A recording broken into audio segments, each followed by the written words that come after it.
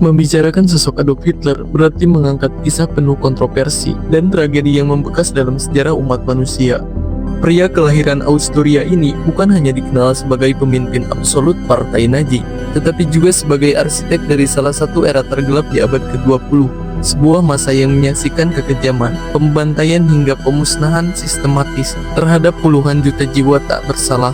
Kiprah Hitler menuju panggung sejarah bukanlah kebetulan, melainkan buah dari pergolakan batin, ambisi serta kondisi sosial politik yang membentuknya.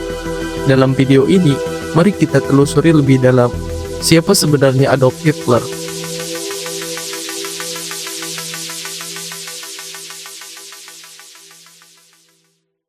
Sebelum kita menyelami sosok Adolf Hitler lebih jauh, ada baiknya kita menelusuri jejak sejarah keluarganya terlebih dahulu. Kisah ini bermula dari sang ayah, Alois Hitler, yang lahir pada tahun 1837 sebagai anak luar nikah dari Maria Anna Sicki Gruber. Karena tidak tercantum siapa ayah kandungnya dalam catatan baptis, Alois pun mewarisi nama belakang ibunya. Beberapa tahun kemudian, tepatnya pada 1842, Maria Anna menikah dengan Johann Georg Hitler.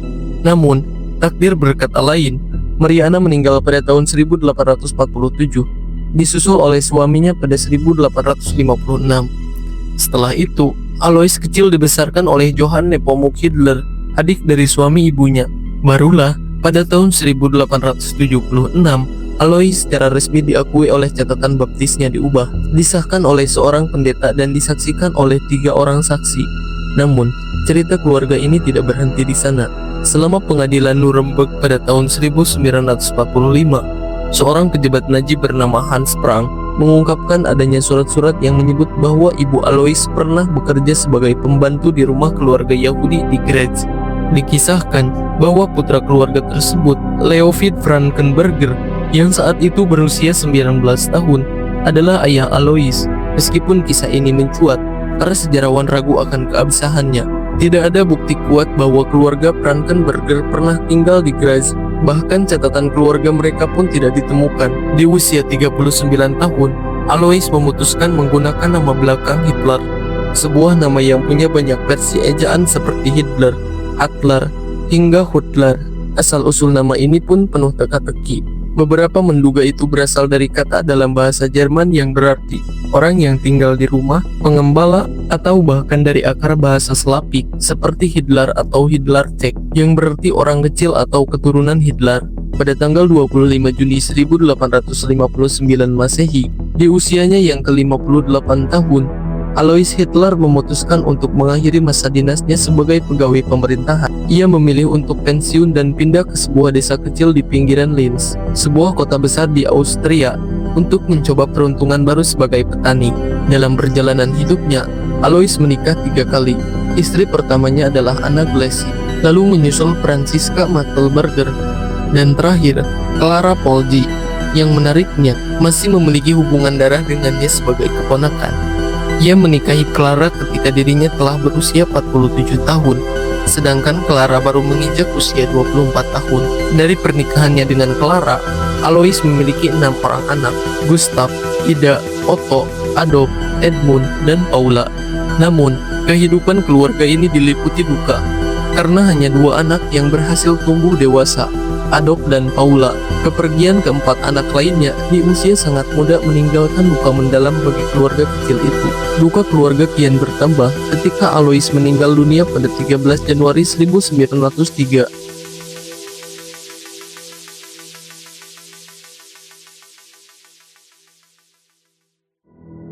Adolf Hitler lahir pada tanggal 20 April 1889 di sebuah penginapan sederhana bernama Gasthof zum Pommer yang terletak di kota kecil Braunau am Inn, wilayah Austria-Hungaria kala itu. Ia adalah anak keempat dari 6 bersaudara, pasangan Alois Hitler dan Clara Polji. Namun, 3 dari kakak Adolf, Gustav, Ida, dan Otto meninggal dunia saat masih bayi. Sejak awal, hidup keluarga ini sudah diwarnai oleh kehilangan. Ketika Adolf kecil berusia 3 tahun, keluarganya pindah ke Passau, Jerman. Di sanalah ia tumbuh dengan dialek Bayern Hilir, bukan bahasa Jerman Austria seperti ayahnya. Dialek ini kelak menjadi ciri khas suara dan gaya bicaranya seumur hidup. Tahun 1894, keluarga kecil ini kembali berkemas, kali ini menuju Lionding, dekat kota Linz. Dan setahun kemudian, mereka menetap di sebidang tanah kecil di Hafal, sebuah kawasan pedesaan yang tenang. Alois, sang ayah, mencoba peruntungan sebagai petani dan peternak lebah. Sementara itu, Adolf menempuh pendidikan di sekolah di kota tetangga, Vixlem. Disinilah minat Hitler terhadap dunia perang pertama kali tumbuh. Ia menemukan buku bergambar milik ayahnya yang mengisahkan perang Prancis-Prusia, konflik besar antara Kekaisaran Prancis kedua di bawah Napoleon III dan kerajaan Prusia yang dipimpin oleh Otto von Bismarck. Dan dari situlah imajinasinya mulai menyala. Namun, kehidupan di Hafel tidak berjalan mulus. Adolf yang saat itu masih bocah mulai menunjukkan pembangkangan terhadap disiplin keras sang ayah, terutama dalam urusan sekolah. Hubungan mereka semakin renggang. Ditambah lagi, usaha pertanian Alois pun gagal. Akibatnya, pada tahun 1897, keluarga ini kembali pindah. Kali ini ke Lambach, sebuah kota kecil di negara bagian Austria. Di Lambach, anak 8 tahun bernama Adolf sempat menemukan sisi lain dalam dirinya. Ia belajar menyanyi, bergabung dalam paduan suara gereja, dan bahkan pernah berpikir untuk menjadi seorang pendeta. Namun, semua itu berubah pada tahun 1900. Adik laki-lakinya, Edmund, meninggal dunia akibat cacar. Kematian ini menjadi pukulan berat bagi Adolf.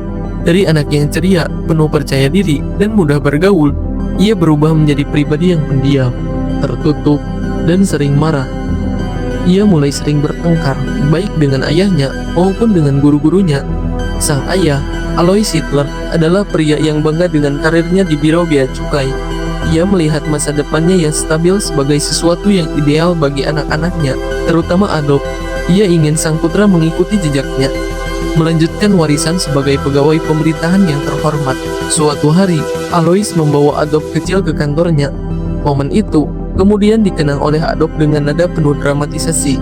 Baginya, itu bukan sekedar kunjungan biasa, tapi awal dari sebuah benturan kehendak yang tak pernah terselesaikan antara dua pribadi keras kepala, seorang ayah yang penuh ambisi dan seorang anak yang diam-diam menyimpan mimpi lain. Adolf tidak ingin menjadi seperti ayahnya. Ia bermimpi masuk sekolah klasik dan menjadi seniman. Tapi Alois tidak tertarik pada mimpi itu. Pada September 1900, tanpa mengindahkan keinginan putranya, ia memasukkan Adolf ke Realschule di Linz, sebuah sekolah teknik yang dikenal disiplin dan kaku. Ironisnya, sekolah ini juga kelak akan menjadi tempat belajar Adolf Eichmann, salah satu tokoh penting Nazi. Adolf membenci keputusan itu. Dalam Mein Kampf, ia mengaku bahwa ia tidak menunjukkan prestasi baik di sekolah, tapi itu bukan karena ia bodoh, melainkan karena hatinya berada di tempat lain. Ia berharap jika ia cukup buruk dalam pelajaran teknik, ayahnya akan menyerah dan membiarkannya mengejar seni. Di luar sekolah, ada satu hal yang menyala kuat dalam diri Hitler muda: nasionalisme Jerman. Ia tumbuh dengan rasa benci terhadap kekacauan monarki Habsburg dan pemerintahan multi-etnis Kekaisaran Austria. Ia dan teman-temannya lebih memilih menyapa dengan kata Heil, as Jerman, dan menyanyikan lagu Deutschland über alles daripada lagu kebangsaan Austria. Bagi Adolf, Jerman adalah identitas yang lebih murni, lebih kuat, dan lebih layak dibela. Namun, konflik dengan sang ayah tidak berlangsung lama. Pada tanggal 3 Januari 1903, Alois meninggal dunia secara mendadak. Tanpa bayang-bayang sang ayah, performa akademik Adolf pun menurun drastis. Namun ibunya, Clara, jauh lebih lembut dibandingkan Alois. Ia mengizinkan Adolf berhenti sekolah pada musim gugur tahun 1905. Sebelumnya, Adolf sempat pindah ke Realschule, sekolah menengah di Steyr, pada tahun 1904. Dan di sana, perilakunya membaik. Ia bahkan menyelesaikan ujian akhir dan ujian susulan. Tapi begitu lulus, Adolf tidak menunjukkan minat untuk melanjutkan sekolah, apalagi merintis karir seperti harapan mendiang ayahnya.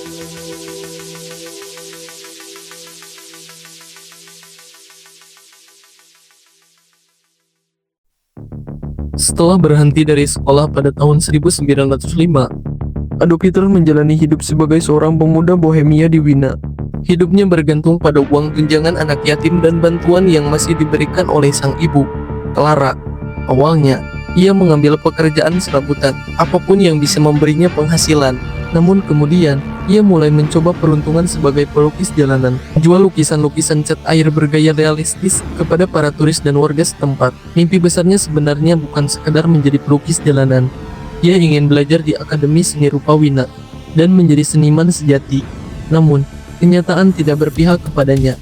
Pada tahun 1907 dan 1908, dua kali ia mengajukan diri ke Akademi bergengsi itu, dan dua kali pula ia ditolak.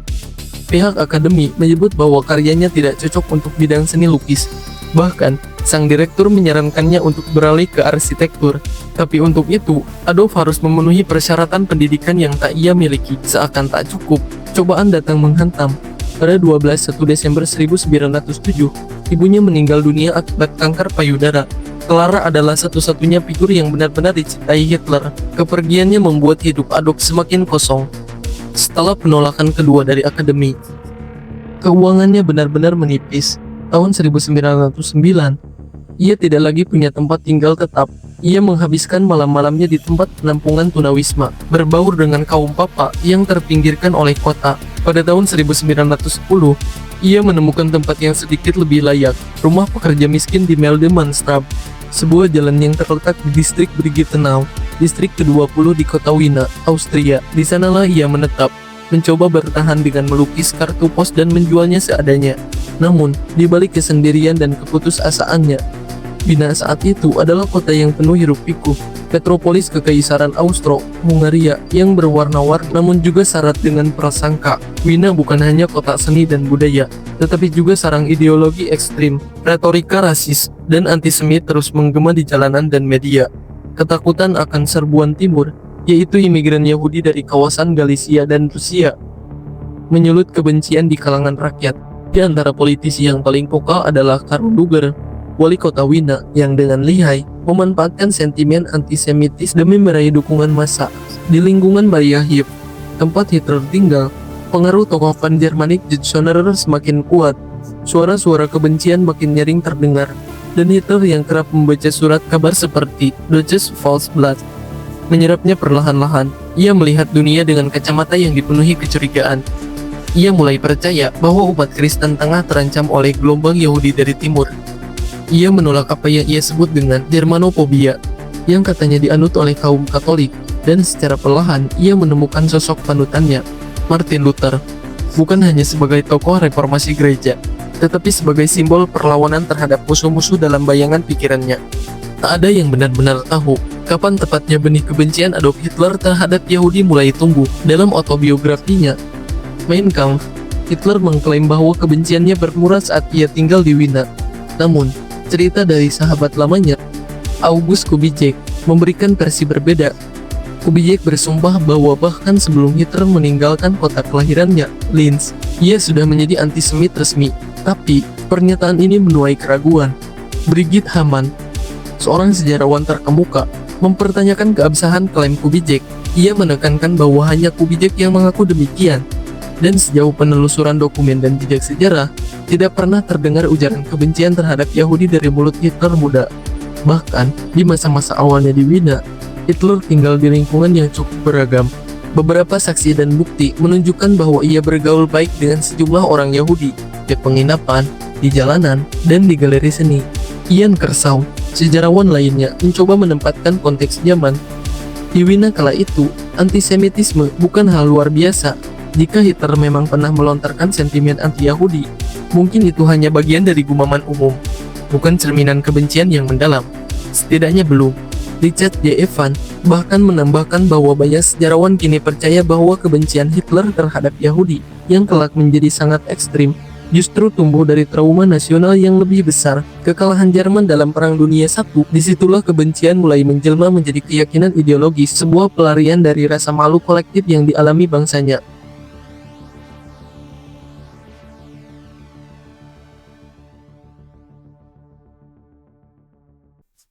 Pada usia 25 tahun di tahun 1914, Adolf Hitler hidup di tengah gejolak Perang Dunia I yang melibatkan Austria-Hungaria dan Kekaisaran Jerman. Sebelumnya pada Mei 1913, ia menerima bagian terakhir dari warisan ayahnya, dan kemudian pindah ke Munich, di mana ia mencari penghasilan sebagai pelukis. Banyak sejarawan menduga bahwa kepindahannya dari Wina dipicu oleh keinginannya untuk menghindari wajib militer Austria. Hitler sendiri menyatakan bahwa ia enggan bergabung dengan tentara Kekaisaran Habsburg karena keberagaman etnis di dalamnya. Setelah gagal dalam pemeriksaan medis pada 5 Februari 1914 di Salzburg dan dinyatakan tidak layak untuk bertugas, ia kembali ke Munich. Meskipun masih memegang kewarganegaraan Austria, Hitler mengajukan permohonan untuk bergabung dengan Angkatan Darat Bavaria pada Agustus 1914. Permohonannya diterima walau ia bukan warga Jerman.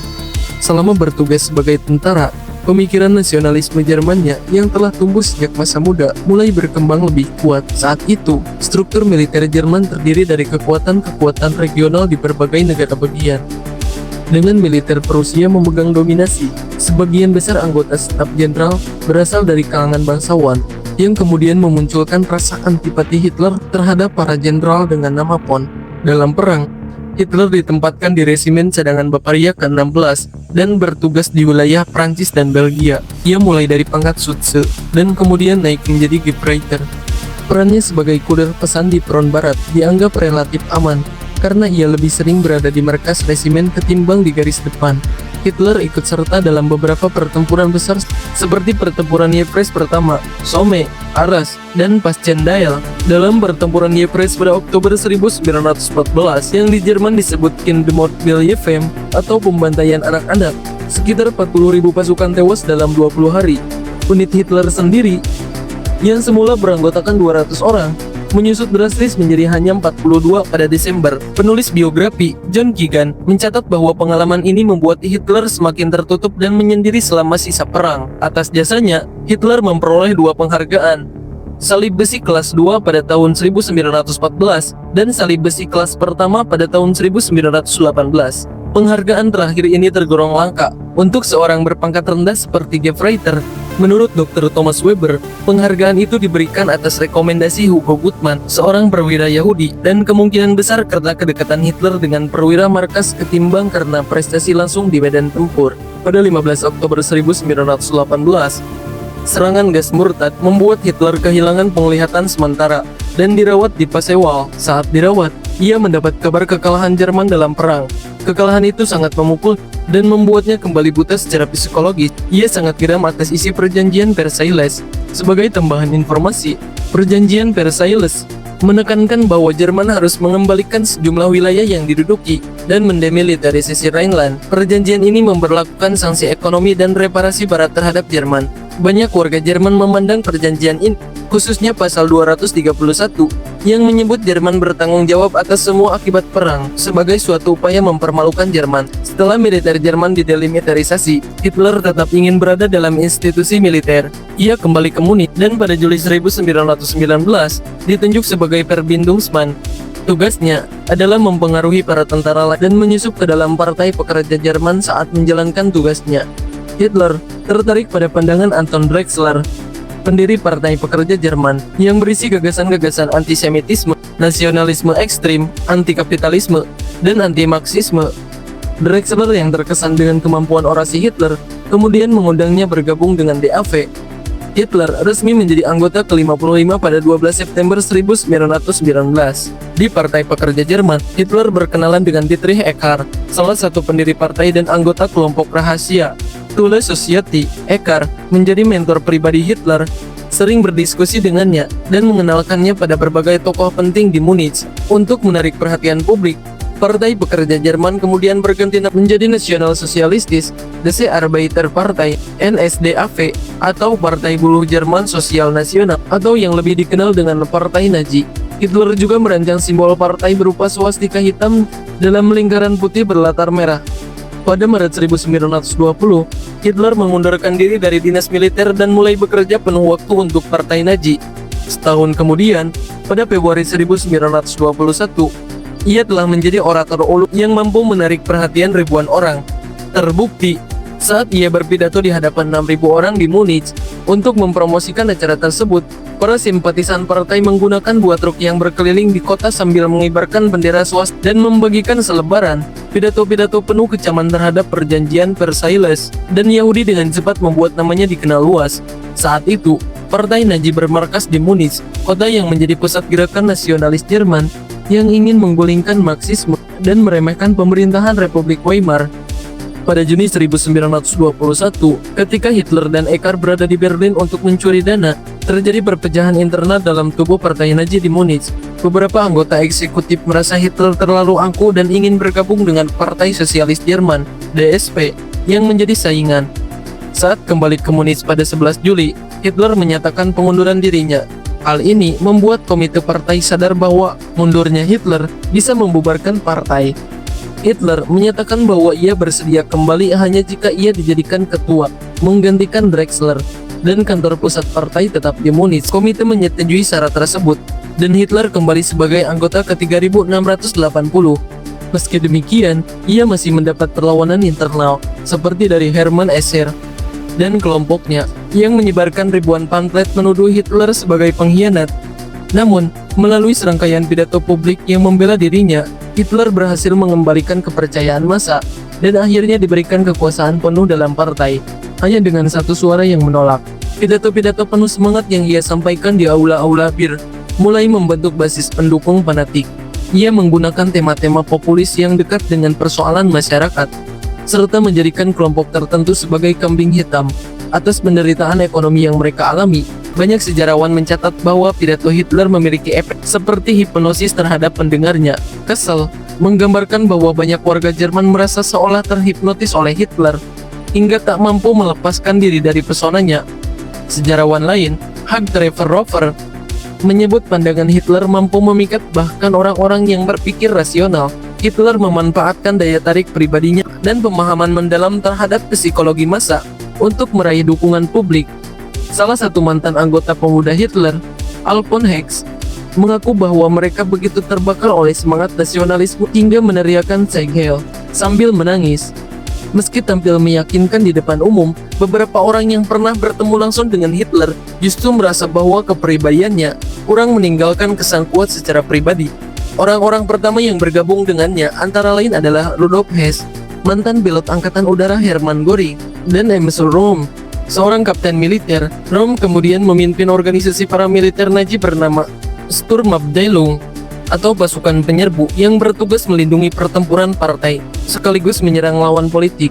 Salah satu pengaruh besar pada pemikiran Hitler saat itu berasal dari kelompok Aufbauvereinigung, sebuah organisasi konspirasi yang anggotanya terdiri dari pengungsi Rusia Putih dan simpatisan sosialis nasional awal.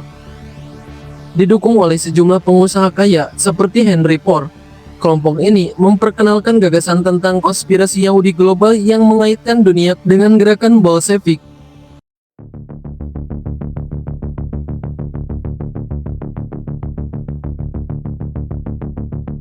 Pada musim gugur 1923, Adolf Hitler memimpin muda partai Nazi. Melihat kesempatan emas untuk merebut kekuasaan, terinspirasi oleh keberhasilan Benito Mussolini yang merebut kekuasaan di Italia melalui pawai ke Roma. Hitler berniat meniru langkah tersebut di wilayah Bayern, dengan harapan dapat mengguncang Berlin. Untuk mewujudkan ambisinya, Hitler menggandeng tokoh legendaris dari masa perang, Jenderal Erich Ludendorff. Bersama mereka menyusun rencana kudeta yang kelak dikenal sebagai Birkelel-Putsch. Mereka butuh dukungan dari tokoh-tokoh kuat di Bayern, terutama Stadtkommissar Gustav von Kahr, Kepala Polisi Hans-Dieter von Seisser, dan Jenderal Reichswehr Otto von Lossow. Namun, ketiganya ternyata punya agenda sendiri, membangun kediktatoran nasionalis tanpa melibatkan Hitler. Merasa waktunya hampir habis, Hitler memutuskan untuk bertindak cepat. Pada malam 8 November 1923, Aula Burgerbrau Keller di Munich dipenuhi 3.000 orang yang datang untuk mendengar pidato Kahr. Tanpa diduga, Hitler dan pasukan Sturmabteilungnya menyerbu masuk dengan pistol di tangan. Ia menghentikan pidato. Gustav Ritter von Kahr adalah seorang politikus konservatif Jerman dan mengumumkan bahwa revolusi nasional telah dimulai. Di ruang belakang, Hitler memaksa Kahr dan dua petinggi lainnya untuk menyatakan dukungan mereka. Awalnya, semuanya tampak berjalan sesuai rencana. Pasukannya berhasil menguasai markas militer dan polisi. Tapi tak lama kemudian, dukungan dari Kahr dan yang lainnya menguap begitu saja. Mereka menarik kembali janji mereka. Pagi berikutnya, 9 November, Hitler dan pengikutnya tetap nekat berpawai menuju Kementerian Perang Bayern, berharap bisa merebut kekuasaan. Namun, mereka segera dihadang dan dibubarkan oleh polisi. Kudeta itu gagal total, 16 anggota partai Nazi dan 4 polisi tewas dalam bentrokan berdarah itu. Hitler melarikan diri ke rumah rekannya, Hans Stein. Di sana, menurut beberapa sumber, ia sempat berpikir untuk mengakhiri hidupnya. Tapi akhirnya, pada 11 November, ia ditangkap dan ditahan dengan tuduhan pengkhianatan tingkat tinggi pengadilan yang digelar pada Februari 1924. Meski bersalah, Hitler justru menggunakan momen itu sebagai panggung politik. Ia dijatuhi hukuman 5 tahun penjara, namun hanya menjalani hukuman selama lebih dari 1 tahun di penjara Landsberg. Selama masa tahanannya, Hitler tidak diperlakukan sebagai kriminal biasa. Ia menerima banyak surat dukungan dan kunjungan dari rekan-rekannya. Di dalam penjara itulah, ia mulai menuangkan pikirannya ke dalam sebuah buku yang ia diktekan kepada wakilnya, Rudolf Hess. Buku itu kemudian dikenal dunia dengan judul Mein Kampf. Isinya adalah perpaduan antara autobiografi dan manifesto ideologis, sebuah cetak biru kelam dari masa depan Jerman menurut pandangan Hitler. Di dalamnya tersirat niatan genosida dan supremasi rasial. Buku itu diterbitkan dalam 2 volume pada tahun 1925 dan 1926 dan perlahan tapi pasti menyebar luas. Saat Hitler naik ke tampuk kekuasaan pada 1933, Mein Kampf telah terjual lebih dari 1 juta eksemplar. Sebuah pertanda bahwa benih-benih ideologi radikal itu telah tumbuh di tanah yang subur oleh krisis dan keputusasaan. Setelah kegagalan kudeta yang nyaris mengakhiri hidupnya, Hitler menjalani masa tahanan di penjara Landsberg bukan sebagai akhir, tetapi sebagai awal dari strategi baru. Di balik jeruji, ia merumuskan kembali visinya, menyusun ideologi dalam Mein Kampf, dan mengarahkan pandangan jauh ke depan. Ketika akhirnya dibebaskan pada akhir 1924, dunia di luar tembok penjara telah berubah, ekonomi mulai pulih dan ketegangan politik sedikit mereda, membuat jalur kekerasan tampak tak lagi efektif. Tapi Hitler tidak menyerah. Dia belajar dari kegagalan. Kekuasaan sejati hanya bisa diraih melalui permainan politik yang sah, bukan dengan senjata. Langkah pertamanya adalah berdamai dengan pihak berwenang. Pada Januari 1925, dalam pertempuran dengan Perdana Menteri Bayern, Heinrich Heil, Hitler berjanji akan menempuh jalur demokratis. Komitmen ini membuat larangan terhadap partai Nazi dicabut. Namun, ia tetap diperbolehkan berpidato di depan publik hingga 1927. Dalam senyap, ia menyusun ulang barisannya. Ia menunjuk tokoh-tokoh muda dan energik, Gregor dan Otto Strasser, serta Joseph Goebbels, untuk memperluas pengaruh partai Nazi ke wilayah utara Jerman. Gregor Strasser bahkan mulai membangun basis dukungan yang lebih dengan pendekatan yang lebih sosialis, memperkenalkan dinamika baru dalam strategi partai. Lalu, datang bencana besar yang akan membuka peluang emas bagi Hitler. Kehancuran bursa saham Amerika pada 20 Oktober 1929. Krisis ekonomi global itu mengguncang Jerman lebih dalam daripada negara lain. Pengangguran merajalela, bank-bank runtuh, dan kepercayaan terhadap pemerintah merosot tajam. Di tengah keputusan ini, janji-janji partai Nazi mulai terdengar menggugah. Menghapus perjanjian Versailles, menciptakan lapangan kerja, dan mengembalikan kehormatan nasional. Pada pemilu 1930, hasilnya mencengangkan. Partai Nazi memperoleh 18,3% suara, melonjak drastis dan menjadi partai terbesar kedua di parlemen. Publik yang kecewa mulai menoleh kepada sosok yang dulu pernah dianggap pemberontak. Hitler dengan retorika tajam dan propaganda terstruktur menjelma jadi juru selamat bagi banyak kalangan. Petani, veteran, kelas menengah yang hancur akibat inflasi dan depresi.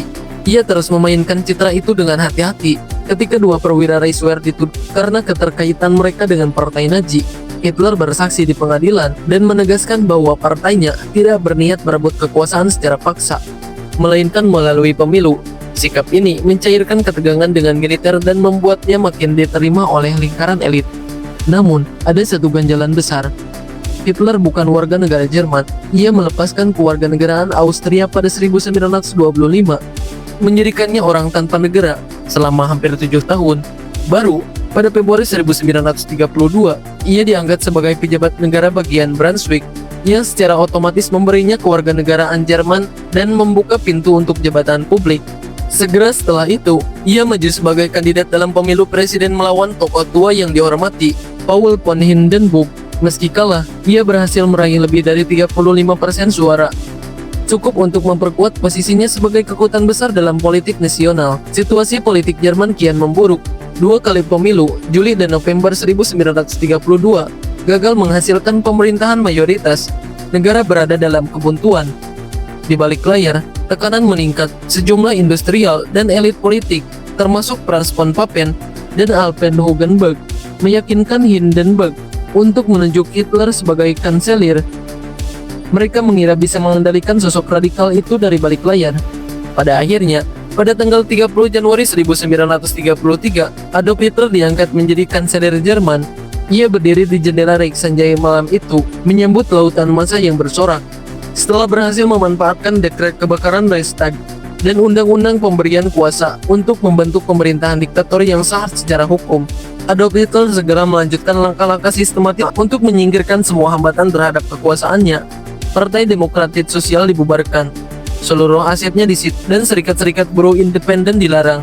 Pada tanggal 2 Mei 1933, pasukan Sturmabteilung menyerbu kantor-kantor serikat buruh, menahan para pemimpinnya, dan mengirim banyak dari mereka ke kamp konsentrasi. Sebagai gantinya, dibentuk Front Buruh Jerman, sebuah organisasi tunggal yang menyatukan pekerja, penguasa, dan manajer dalam satu kerangka kerja korporatis yang mendukung ideologi sosial nasional, mencerminkan konsep komunitas rakyat. Adolf Hitler yang disebut Volksgemeinschaft. Langkah berikutnya adalah penghancuran semua partai politik selain Partai Buruh Sosialis Nasional Jerman. Dalam beberapa minggu setelah pembentukan pemerintahan baru, partai-partai lain ditekan agar membubarkan diri. Dengan bantuan Sturmabteilung dan tekanan politik, mitra koalisi seperti Partai Rakyat Nasional Jerman yang dipimpin oleh Alfred Hugenberg juga tersingkir. Pada tanggal 14 Juli 1933, Partai Buruh Sosialis Nasional Jerman resmi ditetapkan sebagai salah satu partai politik yang sah di Jerman. Ketika Sturmabteilung di bawah pemimpin Ernst Röhm mulai menuntut peran yang lebih besar dalam struktur militer. Hal ini menimbulkan keresahan di kalangan angkatan bersenjata Jerman dan kalangan elit konservatif. Untuk memenangkan kekhawatiran tersebut, Adolf Hitler melancarkan aksi brutal yang dikenal sebagai Malam Pisau-Pisau Panjang pada tanggal 30 Juni hingga 2 Juli 1934. Dalam operasi ini, Ernst Röhm dan sejumlah pemimpin Sturmabteilung dieksekusi bersama tokoh politik lain yang dianggap sebagai ancaman, termasuk Gregor Strasser, Kurt von Schleicher. Meskipun mendapat kecaman dari luar negeri, tindakan ini justru meningkatkan dukungan domestik karena pandangan sebagai upaya Adolf Hitler untuk menegakkan ketertiban. Kematian Presiden Paul von Hindenburg pada tanggal 2 Agustus 1934 menjadi momentum penting dan konsolidasi total kekuasaan. Sehari sebelumnya, kabinet telah mengesahkan undang-undang yang menghapus jabatan presiden dan menggabungkannya dengan posisi kanselir. Adolf Hitler kemudian menyandang gelar pemimpin dan kanselir Reich sebagai kepala negara sekaligus kepala pemerintahan. Meskipun undang-undang kuasa tidak memperbolehkan perubahan terhadap struktur jabatan presiden, tidak ada lembaga hukum yang mampu menentang langkah tersebut karena partai oposisi telah dibubarkan dan lembaga yudikatif telah berada di bawah kendali politik. Dalam sebuah referendum yang diselenggarakan pada tanggal 19 Agustus 1934, sekitar 90% pemilih menyetujui penggabungan kekuasaan tersebut, memberikan legitimasi politik bagi rejim diktator yang telah terbentuk. Sebagai kepala negara, Adolf Hitler secara otomatis menjadi komandan tertinggi angkatan bersenjata Jerman. Sumpah setia yang sebelumnya diberikan kepada konstitusi atau negara, kini dialihkan secara pribadi kepada Adolf Hitler. Dominasi atas militer diperkuat kembali pada awal tahun 1938 melalui skandal yang direkayasa untuk menyingkirkan petinggi militer yang dianggap tidak loyal. Menteri Perang, Marsekal Lapangan Werner von Blomberg, dipaksa mengundurkan diri setelah diungkap bahwa istrinya pernah terlibat dalam praktik prostitusi. Komandan Angkatan Darat, Kolonel Jenderal Werner von Pritz, juga dipaksa mundur dengan tuduhan memiliki hubungan homoseksual yang dilaporkan oleh pasukan pengamanan Schatzstaffel. Setelah itu, Adolf Hitler membubarkan Kementerian Perang dan menggantinya dengan Komando Tinggi Angkatan Bersenjata Jerman, Oberkommando der Wehrmacht, yang dipimpinnya secara langsung melalui Jenderal Wilhelm Keitel. Pada waktu yang sama, sebanyak 16 jenderal diberhentikan dan 44 lainnya dipindahkan dari posisi strategis. Semuanya adalah tokoh-tokoh yang dicurigai tidak sepenuhnya mendukung ideologi sosialis nasional. Pada awal Februari 1938, total 12 jenderal lainnya juga diberhentikan. Dengan keberhasilan konsolidasi kekuasaan politik dan militer, serta penghapusan semua partai, selain Partai Buruh Sosial Nasional Jerman, Adolf Hitler menerapkan kebijakan penyelarasan total. Ia menekan lembaga-lembaga sipil dan sosial agar mengikuti garis partai serta berupaya memperluas dukungan publik melalui propaganda dan janji-janji untuk memperbaiki kondisi ekonomi serta membatalkan ketentuan perjanjian Versailles. Sebagian besar kebijakan yang dikeluarkan oleh Adolf Hitler pada masa itu didasarkan pada dekret kebakaran Reichstag yang berlaku di bawah pasal 48 Konstitusi Republik Weimar. Pasal ini memberikan kekuasaan kepala presiden untuk mengambil tindakan darurat demi melindungi keselamatan dan ketertiban umum. Dengan memanfaatkan ketentuan darurat tersebut, Adolf Hitler dapat memerintahkan dengan status darurat militer yang sah secara hukum. Meskipun undang-undang pemberian kuasa 2 kali diperbaharui secara format oleh Reichstag, Parlemen Jerman, seluruh proses tersebut berlangsung tanpa oposisi, karena tidak ada lagi partai politik selain Partai Buruh Sosialis Nasional Jerman yang diizinkan untuk berdiri. Dengan konsolidasi kekuasaan yang hampir mutlak dan didukung luas dari militer serta masyarakat, Adolf Hitler mengarahkan fokus pemerintahannya pada pembangunan ekonomi dan persiapan militer. Pada bulan Agustus 1934, Adolf Hitler menunjuk Presiden Bank Reich, Hjalmar Schacht sebagai Menteri Ekonomi. Setahun kemudian, Hjalmar Schacht juga ditunjuk sebagai Menteri Ekonomi Perang berkuasa penuh, dengan mandat utama mempersiapkan ekonomi Jerman untuk menghadapi peperangan yang semakin terlihat tak terelakkan. Langkah-langkah kebijakan ekonomi ini menjadi pondasi dan upaya luas untuk rekonstruksi nasional dan persenjataan kembali. Sebuah strategi yang didanai melalui instrumen-instrumen keuangan seperti surat mepo, percetakan uang dalam jumlah besar, serta penyitaan harta milik orang-orang yang sefrekuensi sebagai musuh negara, terutama komunitas Yahudi. Hasilnya terlihat dalam waktu singkat, tingkat pengangguran yang sebelumnya mencapai angka 6 juta orang pada tahun 1932 menurun drastis menjadi 1 juta orang pada tahun 1936.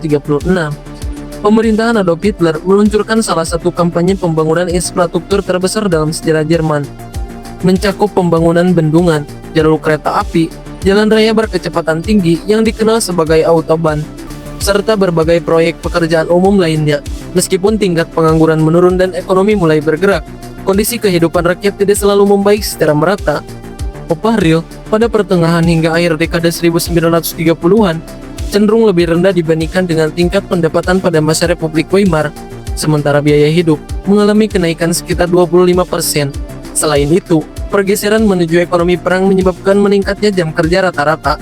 Menjelang tahun 1939, warga Jerman rata-rata bekerja dengan 47 hingga 50 jam setiap minggunya dalam upaya memperkuat citra negara dan menyatukan rakyat dalam semangat nasionalisme sosialis nasional. Pemerintahan Adolf Hitler juga memberi perhatian besar pada simbolis arsitektur dan kebudayaan. Pemerintahan mendukung proyek-proyek arsitektur dalam skala besar yang dirancang untuk menegaskan superioritas budaya Jerman dan kejayaan masa depan Reich. Albert Speer, yang kelak dikenal sebagai arsitek utama pemerintahan Adolf Hitler, ditunjuk untuk merancang visi arsitektur baru bagi ibu kota, Berlin. Rencana ambisius ini mencerminkan reinterpretasi estetika klasik yang dikaitkan dengan kejayaan Kekaisaran Romawi, dipadukan dengan monumentalitas khas ideologi sosialis nasional. Untuk memperkuat legitimasi internasional, sekaligus membangun rasa bangga nasional di mata rakyat Jerman, Adolf Hitler menyelenggarakan Olimpiade Musim Panas pada tahun 1936 di Berlin. Acara ini dimanfaatkan secara luas untuk memamerkan pencapaian-pencapaian pemerintah sosial nasional kepada dunia. Infrastruktur olahraga dibangun secara megah, dan Jerman menyambut atlet dari berbagai negara dan kampanye propaganda yang telah dirancang dengan hati-hati untuk menutupi kebijakan diskriminatif rejim terhadap kaum Yahudi dan kelompok minoritas lainnya. Olimpiade tersebut menjadi ajang propaganda besar-besaran untuk menunjukkan kekuatan, ketertiban, dan modernitas Jerman di bawah kepemimpinan Adolf Hitler. Meskipun kenyataannya, fondasi pemerintahan tersebut dibangun di atas penindasan, kekerasan, dan pelanggaran hak asasi manusia yang semakin menguat. Setelah berhasil membangun stabilitas domestik dan mengonsolidasikan kekuasaan politik serta ekonomi, Adolf Hitler mulai memfokuskan perhatiannya pada perluasan pengaruh Jerman di panggung internasional. Dalam sebuah pertemuan penting dengan para pemimpin militer Jerman pada tanggal 3 Februari 1933, ia secara terbuka mengumumkan ambisinya untuk melakukan ekspansi wilayah ke arah timur demi memperoleh ruang hidup, Lebensraum, bagi bangsa Jerman, yang menurutnya harus disertai dengan proses Jermanisasi yang kejam. Pernyataan ini mencerminkan fondasi ideologis kebijakan luar negeri sosialis nasional yang menempatkan ekspansi teritorial dan dominasi rasial sebagai sasaran utama. Beberapa minggu kemudian, seorang pejabat tinggi di Kementerian Luar Negeri, Pangeran Ben Willem van Pulau, menyampaikan rumusan resmi tujuan utama kebijakan luar negeri Jerman. Di antaranya mencakup penyatuan kembali Jerman dengan Austria, Anschluss, pemulihan perbatasan nasional sebagaimana eksis pada tahun 1914, menghapuskan pembatasan militer yang ditetapkan oleh Perjanjian Versailles, pengembalian bekas koloni Jerman di Afrika, serta pembentukan zona pengaruh Jerman di Eropa Timur. Namun demikian, Adolf Hitler menilai daftar tujuan tersebut terlalu sempit dan bersifat taktis belaka. Dalam berbagai pidato berikutnya, ia justru menampilkan citra damai dan kesediaan untuk menjalin kesepakatan internasional. Meskipun realitas kebijakan yang dijalankan menunjukkan arah sebaliknya, pada pertemuan kabinet pertamanya di tahun 1933, Adolf Hitler menunjukkan prioritasnya yang sebenarnya, dengan menempatkan penguatan militer di atas penciptaan lapangan kerja. Tidak lama setelah itu, Jerman menarik diri dari Liga Bangsa-Bangsa dan Konferensi Pelucutan Senjata Dunia pada bulan Oktober 1933, menandai langkah tegas menuju kebijakan luar negeri yang independen dan militeristik. Langkah-langkah persiapan militer berlanjut dengan cepat. Pada bulan Maret 1935, Adolf Hitler mengumumkan secara terbuka perluasan kekuatan bersenjata Jerman menjadi 600.000 personel, 6 kali lipat dari jumlah yang diizinkan oleh Perjanjian Versailles. Ia juga memerintahkan pembentukan angkatan udara dan memperbesar kapasitas angkatan laut. Meskipun Britania Raya, Prancis, Italia, dan Liga Bangsa mengecam langkah tersebut sebagai pelanggaran terang-terangan terhadap perjanjian internasional, reaksi mereka relatif terbatas. Bahkan, pada tanggal 18 Juni 1935, Britania Raya menandatangani perjanjian laut Inggris-Jerman yang mengizinkan Jerman untuk memperluas armada lautnya hingga mencapai 35% dari kekuatan angkatan laut Britania Raya. Adolf Hitler menganggap perjanjian ini sebagai pencapaian diplomatik besar dan menyebut sebagai hari paling membahagiakan dalam hidupnya, karena ia meyakini bahwa hal tersebut membuka jalan bagi aliansi strategis antara Jerman dan Britania. Namun, aliansi yang diharapkan tidak pernah terwujud. Sebaliknya, Jerman semakin mempererat hubungan dengan rejim fasis Italia yang dipimpin oleh Benito Mussolini. Pada tanggal 25 Oktober 1936, terbentuklah poros politik antara Jerman dan Italia. Tidak lama kemudian, bulan November 1936, Jerman menandatangani Fakta Anti-Komitmen dengan Kekaisaran Jepang, sebuah deklarasi anti-komunisme internasional yang menyasar terutama pengaruh Uni Soviet. Meskipun beberapa lain seperti Britania Raya, Republik Tiongkok, Italia, dan Polandia diundang untuk bergabung, hanya Italia yang akhirnya ikut menandatangani fakta tersebut pada tahun 1937. Sementara itu, Jerman terus mengabaikan ketentuan-ketentuan Versailles dan melakukan langkah militer agresif. Pada bulan Maret 1936, Jerman menduduki kembali wilayah Rhineland yang sebelumnya dinyatakan sebagai zona demilitarisasi. Pada waktu yang bersamaan, Adolf Hitler turut mengirim pasukan untuk membantu Jenderal Francisco Franco dalam Perang Saudara Spanyol, memperkuat kerjasama militer dengan rejim-rejim otoriter di Eropa. Dalam konteks domestik, tekanan ekonomi akibat pengeluaran besar-besaran untuk militerisme memunculkan kekhawatiran serius. Untuk menjawab tantangan tersebut, Adolf Hitler memerintahkan Hermann Göring agar menerapkan rencana 4 tahun pada bulan Agustus 1937. Tujuan dari utama kebijakan ini adalah mempersiapkan perekonomian Jerman untuk kondisi perang dalam waktu 4 tahun.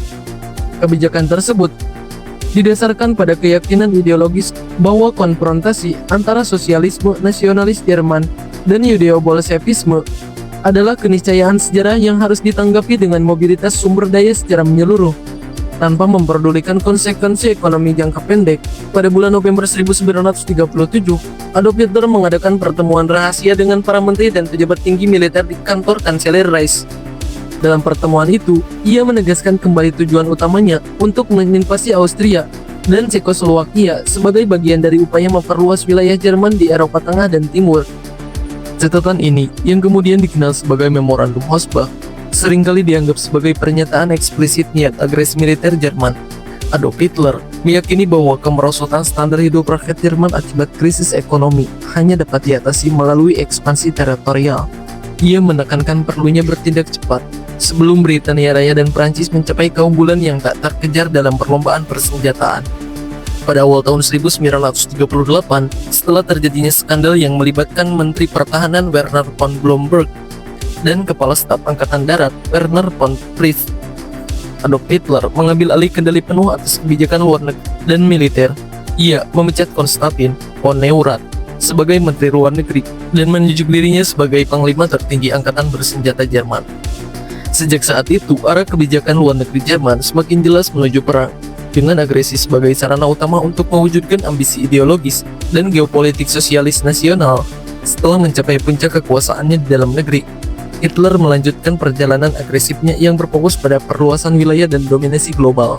Pada tahun 1938, dengan keberaniannya semakin besar, ia melancarkan dua serangan besar yang menandai dimulai ekspansi Jerman yang lebih agresif: aneksasi Austria, Anschluss, dan pengambil alihan wilayah Sudetenland di Cekoslowakia. Keputusan ini diambil dengan pertimbangan strategis untuk memperkuat posisi Jerman di Eropa Tengah, meski dengan mengorbankan ketentuan perjanjian internasional yang telah disepakati. Namun, perjalanan ekspansionis Hitler tidak terhenti di sana. Pada bulan September 1938, ia memanfaatkan ketegangan etnis di wilayah Sudetenland, yang mayoritas penduduknya adalah orang Jerman. Untuk menuntut wilayah tersebut diserahkan kepada Jerman, perundingan dengan negara-negara besar Eropa termasuk Britania Raya, Prancis, dan Italia yang berlangsung pada konferensi Munchen berakhir dengan persetujuan bahwa wilayah Sudetenland akan diserahkan kepada Jerman tanpa adanya intervensi militer dari negara-negara tersebut. Keberhasilan ini semakin memperkuat keyakinannya bahwa kebijakan agresifnya tidak akan mendapat perlawanan nyata dari negara-negara demokratis besar. Namun, meskipun berhasil meraih keberhasilan ini, ambisi Hitler semakin membesar. Pada 1 September 1939, Jerman akhirnya menginvasi Polandia, yang menjadi titik awal pecahnya Perang Dunia Kedua.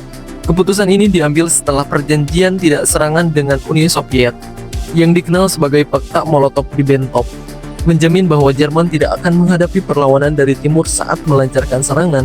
Invasi ini memicu deklarasi perang dari Britania Raya dan Prancis, yang tidak dapat lagi mengabaikan ekspansionisme Jerman. Dunia yang tadinya tenang, kini terpecah dalam konflik yang sangat besar. Perang Dunia Kedua kemudian menjadi medan pembuktian ideologis sosialis nasional yang ingin dicapai oleh Hitler, sebuah dunia yang diatur berdasarkan supremasi rasial dan dominasi Jerman di Eropa. Namun, meskipun pada awalnya Jerman meraih kemenangan besar dengan pendudukan sebagian besar Eropa, seiring berjalannya waktu, strategi militer yang agresif dan kebijakan diktator yang represif mulai menimbulkan kerugian besar bagi Jerman dan masyarakatnya. Pada 22 Juni 1941, Hitler memutuskan untuk mengkhianati Uni Soviet dan melancarkan serangan besar-besaran ke timur, yang dikenal dengan nama Operasi Barbarossa, dan memasuki musim dingin yang brutal. Menyusul kekalahan yang menghancurkan pasukan Jerman, saat itu, perang di Eropa telah berubah menjadi perjuangan yang sangat berat.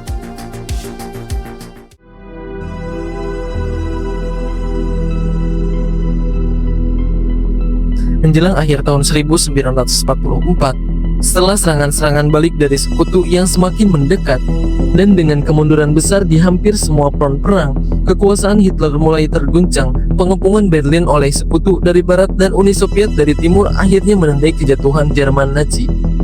Pada 30 April 1945, Adolf Hitler terpojok di dalam bunker bawah tanahnya di Berlin, memilih untuk mengakhiri hidupnya, mengakhiri perjalanan yang pernah membawa Jerman ke dalam kekacauan perang yang menghancurkan seluruh Eropa. Kematian Hitler menandai berakhirnya era Nazi di Jerman. Setelah perang, dunia merasakan dampak dari kebijakan dan keputusan yang mengarah pada pembantaian besar-besaran, termasuk Holocaust, yang merenggut jutaan nyawa manusia tak berdosa. Meski begitu, warisan kehancuran dan ketegangan global yang ditinggalkan oleh ambisi Hitler masih menggema hingga saat ini, mengingatkan dunia akan pentingnya menjaga perdamaian, hak asasi manusia, dan mencegah kebangkitan kembali ideologi yang bisa membawa umat manusia ke jurang kehancuran.